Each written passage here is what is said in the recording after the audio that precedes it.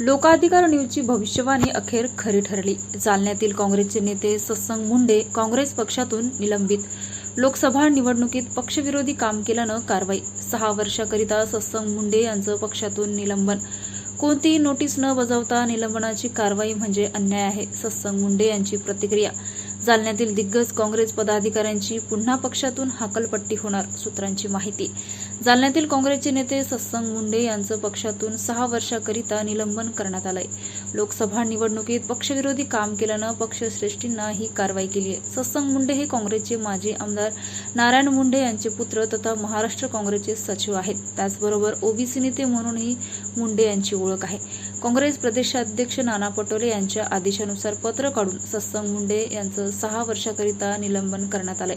त्याचप्रमाणे माजी आमदार नारायण मुंडे यांनाही 6 वर्षासाठी निलंबित करण्यात आलं आहे. लोकसभा निवडणुकीच्या प्रचारात काँग्रेस पक्षाचे काम न करणाऱ्या तसेच कामचुकार काँग्रेस पदाधिकाऱ्यांच्या हाकलपट्टीचे आदेश असल्याची बातमी मागील काही दिवसापूर्वी 3 जून रोजी लोकाधिकार न्यूजने याविषयी बातमी प्रकाशित केली होती. महाराष्ट्र प्रदेश काँग्रेस कमिटीने पत्रक काढले होते.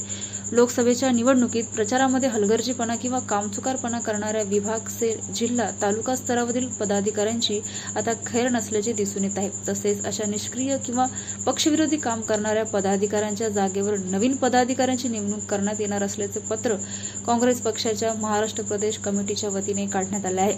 याविषयी काँग्रेसचे नेते सत्संग मुंडे यांच्याशी संपर्क साधला असता ते म्हणाले की आपल्याला अशा प्रकारची कोणतीही नोटीस अद्यापपर्यंत मिळालेली नाही.